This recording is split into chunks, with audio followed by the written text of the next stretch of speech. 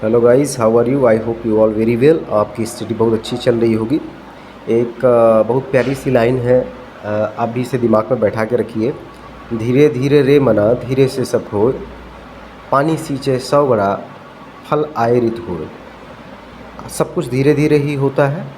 अभी जो आप तैयारी कर रहे हो तो अभी हो सकता है आप डिमोटिवेट हो जाओ कि अभी तो कुछ वैकेंसीज़ नहीं है या सारी चीज़ें, लेकिन आप देखोगे कि एक दिन वैकेंसी आती है और आपने ये जो पढ़ के रखा हुआ है यही काम आता है आपको, और इसी के आधार पे आपको फाइनल सिलेक्शन भी मिल जाता है। तो इसलिए अपने मन को संयमित रखते धीरे धीरे धीरे धीरे चलते रहिए। जो भी आपके पास समस्याएं जा रही हैं, टॉपिक्स में जिनमें समस्याएं जा रही हैं उसको नोट डाउन करिए। ठीक है, हमारी वीडियोस आ रहे हैं उसमें से उसको देखिए, अपने डाउट्स क्लियर करिए और कंटिन्यूसली आगे बढ़ते जाइए। चाहिए आइए स्टार्ट करते हैं। जैसा कि आप देख पा रहे हैं स्क्रीन पे, जो हमारा आज का टॉपिक है जैनिज़्म है। जैनिज़्म का फर्स्ट पार्ट जो था जिसमें हमने महावीर के बारे में बताया हुआ था, क्योंकि महावीर जो ऐसे तीर्थंकर थे जो कि अपने आप में बहुत ज़्यादा इम्पॉर्टेंट है। वनडे एग्ज़ाम चाहे वो एमपी पुलिस का हो, एमपीएसआई हो, एमपीपीएससी हो, ठीक है, सीजीपीएससी हो, तो वहाँ से डायरेक्ट क्वेश्चन क्रिएट होते हैं महावीर के संबंध में। इसलिए हमारा फर्स्ट पार्ट उनको डेडिकेटेड था। अब हमारा जो सेकंड पार्ट है उसको हमने 3 कैप्सूल में बनाए हुए हैं। पहला कैप्सूल जो होगा तीर्थंकर के बारे में होगा, ठीक है, कि तीर्थंकर क्या होते हैं, कौन कौन से थे, इनका रोल क्या था, ये किस वंश से बिलोंग करते थे। ठीक है, तो चलिए आइए स्टार्ट करते हैं। ये देखिए,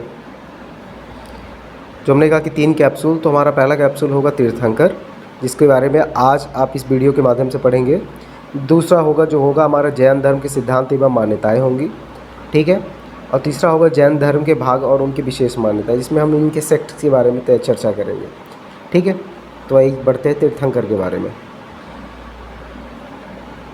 चलिए, सबसे पहले ये बात समझ लीजिए कि तीर्थंकर जो है ये होता क्या है, ये जैन धर्म में तीर्थंकर का रोल क्या है। तो बिल्कुल निश्चित है आपको पता है तीर्थंकर, ठीक है। महावीर के बारे में जब हमने पढ़ा हुआ था तो हमने 2 लाइन की बात की थी, तीर्थंकर क्या होता है। असल में तीर्थंकर वह व्यक्ति होता है जो जन्म तो ह्यूमन बॉडी में लेता है, आदमी के रूप में लेता है, लेकिन वो तप द्वारा, तपस्या द्वारा जो जितने भी विकार है, 6 विकार की बात कही जाती है, जिसमें क्रोध हो गया, अभिमान हो गया, इच्छा, छल आदि है, तो इसको पूरी तरह से समाप्त कर देता है या उस पर विजय पा लेता है। और जो विजय पा लेता है उसे जिन कहा गया, विजेता कहा गया। ठीक है, अब देखिए जो तीर्थंकर का कॉन्सेप्ट आता है, तीर्थंकर का कॉन्सेप्ट आता है कि पायाब माने होता है मानव कष्ट की नदी, और जो मानव कष्ट की नदी से पार पा लेता है उसे जैन धर्म में तीर्थंकर कहते हैं। ठीक है, तो अब सरल से सरल भाषा में अगर बात की जाए कि तीर्थंकर कौन है, तो तीर्थंकर वह व्यक्ति है जिन्होंने पूरी तरह से क्रोध, अभिमान, छल, इच्छा आदि पर विजय प्राप्त कर ली हो।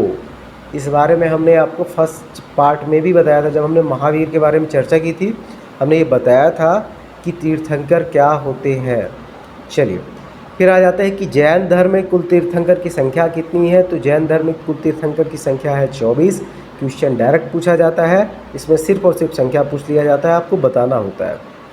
चलिए, अब जो सबसे इम्पॉर्टेंट हो जाता है हमारे लिए कि भाई 24 थे, तो सबसे पहला कौन था, तो सबसे प्रथम जो तीर्थंकर थे वो थे ऋषभदेव। ठीक है, आप ये देख पा रहे होंगे, ये उनकी प्रतिभा है ऋषभदेव की। ये हमारे मीन्स जैन धर्म के जो है पहले तीर्थंकर थे। ठीक है, इनके अन्य नाम क्या क्या थे, इनके अन्य नाम थे आदिनाथ, ऋषभनाथ और ऋषभनाथ। ठीक है, आदिनाथ, ऋषभनाथ और ऋषभनाथ। चलिए, इनका वंश क्या था, इक्ष्वाकु वंश इनका था। इनकी शिक्षाएं क्या क्या थीं, इनकी शिक्षाएं थी अहिंसा और अपरिग्रह। अहिंसा मतलब क्या होता है कि मार पिटाई ये सब ना करना, कष्ट ना देना किसी जीव को। ठीक है, ये इम्पॉर्टेंट हो जाता है इस एस्पेक्ट में भी कि गांधी जी ने इसका बहुत ज़्यादा उपयोग किया। ठीक है, हमारे जो स्वतंत्रता संग्राम की लड़ाई हुई उसमें सबसे ज़्यादा उपयोग किया गया, और आज की डेट में भी हो रहा है, आज की डेट में भी हो रहा है। और इसे सबसे वेस्ट आप कह सकते हो, ये सबसे वेस्ट इक्विपमेंट कहा जा सकता है कि आज की डेट में अपनी बातों को सामने रखने का।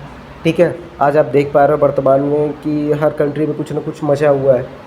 ठीक है। तो इसका मतलब ये तो नहीं ना कि वहाँ की जो जनता है, वहाँ की पब्लिक जो है वो हिंसा पे उतारू हो जाए। तो आप अहिंसा से सारी बातों को रखते हो और अहिंसा को ही सुना जाता है आज की डेट में, और वही एक तरीका है जिससे सारी बातें पूरी दुनिया के सामने आ जाती है और इसको सम्मान भी मिलता है। चलिए, फिर है प्रतीक साण। तो ऋषभ देव का जो प्रतीक माना जाता है, जो चिन्ह माना जाता है जैन धर्म में, तो उसे साण में माना जाता है। ठीक है। तो अगला आ जाइए। और एमपी के संबंध में ये और ज़्यादा इम्पॉर्टेंट हो जाते हैं। क्यों? क्योंकि ऋषभ देव की एक विशाल प्रतिमा है। कहाँ पे प्रतिमा है? बड़वानी ज़िले में वावन गजा में। ठीक है। और ये क्वेश्चन एमपीपीएससी में पूछा जा चुका है। ठीक है। चलिए, फिर ये कि तीर्थंकर के बारे में, कि 2 तीर्थंकर ऐसे थे जिनके नाम आपको ऋग्वेद में भी मिलते हैं, जिनके नाम आपको ऋग्वेद में भी मिलते हैं। पहला तीर्थंकर कौन हो गए? पहले हो गए ऋषभदेव और दूसरे हो गए अरिष्टनेमी, जिसे नेमीनाथ भी कहते हैं। ये 2 तीर्थंकर हैं जिनके नाम आपको ऋग्वेद में भी मिलते हैं। अरिष्टनेमी के संबंध में कहा जाता है कि अरिष्टनेमी जो थे श्री कृष्ण के समकालीन ही नहीं थे, बल्कि श्री कृष्ण के रिलेशन में थे, उनके निकट संबंधी थे। ठीक है। चलिए, आइए आगे चलते हैं। चलिए, पहले पढ़ लेते हैं नमीनाथ। नमीनाथ 21वें तीर्थंकर थे और इनका प्रतीक चिन्ह जो था नील कमल था। ठीक है। इनका प्रतीक चिन्ह क्या है? नील कमल है। ठीक है। नमीनाथ 21वें तीर्थंकर, प्रतीक चिन्ह नील कमल। ठीक है। चलिए, आ जाइए अरिष्टनेमी या नेमीनाथ के बारे में। ठीक है।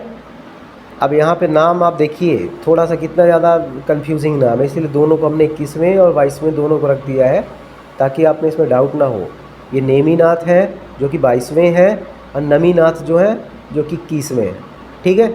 चलिए, तो अरिष्टनेमी या नेमीनाथ जो है वो 22वें तीर्थंकर है, जिनका उल्लेख हमको कहाँ मिलता है? हमको उल्लेख मिलता है इनका ऋग्वेद में, और इन्हें श्री कृष्ण भगवान का निकट संबंधी बताया गया है।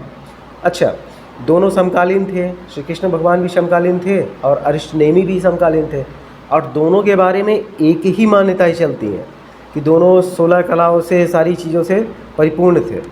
तो आप दिमाग में बैठा लीजिए कि श्री कृष्ण के समकालीन और संबंधी कौन थे? अरिष्टनेमी थे। ये इनकी मूर्ति बनी हुई है, ये अरिष्टनेमी। ठीक है। चलिए आगे आते हैं। जो हमारे 23वें जो है तीर्थंकर है वो हो गए हमारे पार्श्वनाथ। इनकी प्रतिमा देख लीजिए आप। ठीक है। तो ये क्या कितने नंबर के हैं तीर्थंकर? तो ये हैं 23वें नंबर के तीर्थंकर। मैंने आपको शुरू में ही बताया था, फर्स्ट पार्ट में ही बताया था कि जैन धर्म में क्या हुआ कि कंटिन्यूसली जो है 3 तीर्थंकर आते गए, और वो सबसे लास्ट जो तीर्थंकर थे वो हमारे महावीर थे, और वो 24वें नंबर के थे। उनसे पहले जो थे पार्श्वनाथ थे। अच्छा, पार्श्वनाथ का अन्य नाम जो है वो है पारसनाथ। मैंने आपको पहली वीडियो में बताया हुआ था, यदि आपने वो नहीं देखी है तो जाके देखिए, लिंक जो है डिस्क्रिप्शन में डाला हुआ है, कि कैसे महावीर का संबंध पार्श्वनाथ से बहुत पहले से ही था, कैसे उसकी फैमिली जो थी, महावीर की फैमिली जो है वो पार्श्वनाथ या पार्श्वनाथ से जुड़ी हुई थी। ठीक है। ये सारी चीज़ें उनसे आपको क्लियर हो जाएगी। तो चलिए शिक्षाएं देख लेते हैं। शिक्षा इनकी अहिंसापूर्वक थी। इन्होंने भी इस चीज़ पर फोकस किया कि सारी चीज़ें जो होनी चाहिए अहिंसापूर्वक होनी चाहिए। वंश इक्ष्वाकु था इनका भी। ठीक है। पिता कौन थे? राजा अश्वसेन थे। माता का नाम क्या था? बामा देवी था। इनका जन्मस्थल कहाँ पे है? जन्मस्थल वाराणसी है। एक क्वेश्चन क्रिएट हो रहा है कि वर्तमान में वाराणसी के सांसद कौन है? ये आप सर्च करके अपने नोट्स में नोट डाउन कर लीजिए। मोक्ष स्थल इनका क्या है? मोक्ष स्थल इनका समेत शिखर। क्वेश्चन आया हुआ है एसएससी में।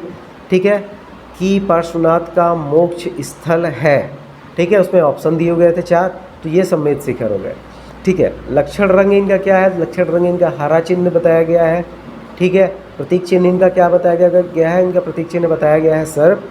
ठीक है। इनका संबंध किस वृक्ष से है? तो इनका संबंध वृक्ष से है अशोक। और इनके प्रथम गणधर जो थे उनका नाम था श्री शुभदत्त। श्री शुभदत्त क्वेश्चन में आया हुआ है, क्वेश्चन में आया है, रेलवे के एग्ज़ाम में आया हुआ है। प्रथम गणदत्त कौन थे? श्री शुभदत्त थे।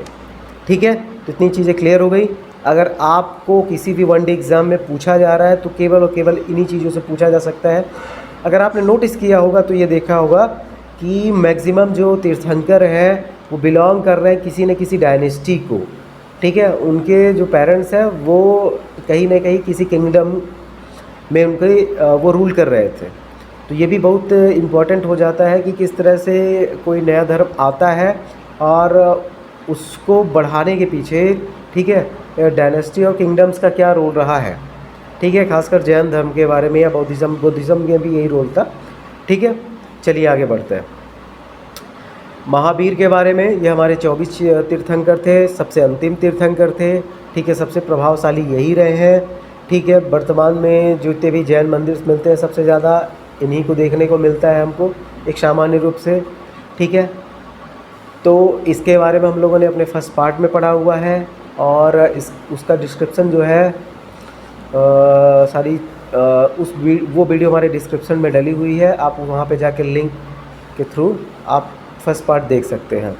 और देख क्या सकते हैं, देखिए ही, क्योंकि अगर आपका ये कॉन्सेप्ट क्लियर नहीं होगा तो यही एक नंबर आएगा, चला जाएगा, आपको लगेगा अरे हमने बेकार मेहनत की। ठीक है, तो उसको भी देखिए, बहुत ज़रूरी है। चलिए आगे बढ़ते हैं। तो भाई ये वीडियो आज की हमारी यहीं पे ख़त्म होती है। आपको क्या करना है, आपको सब्सक्राइब करना है, लाइक करना है और शेयर करना है।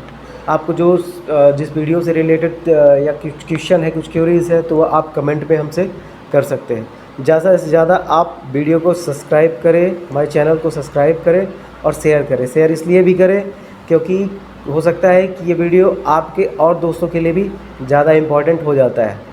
देखिए, मैं कई बार ये चीज़ बता चुका हूँ कि जब भी कोई काम होता है तो उसके दो पहलू होते हैं। ठीक है, या तो हम उसमें पॉजिटिव रूप से उसमें अपना अप्रोच रखते हैं या तो नेगेटिव रूप से, कभी कभी न्यूट्रल भी होते हैं, बट मोस्टली पॉजिटिव या नेगेटिव। देखिए, अभी जो ये वीडियोस हैं, अगर आप इसे शेयर करते हैं तो ये एक पॉजिटिव है आपके उन दोस्तों के लिए, उन साथियों के लिए जो लगातार इसकी तैयारी कर पा रहे हैं। ठीक है, तो आज के लिए धन्यवाद। आप नेक्स्ट अपने वीडियो में हम लोग मिलेंगे जैन धर्म की मान्यताओं के साथ, कि जैन धर्म के क्या प्रिंसिपल हैं, जैन धर्म की क्या मान्यताएं हैं। ठीक, चलिए आज के लिए धन्यवाद।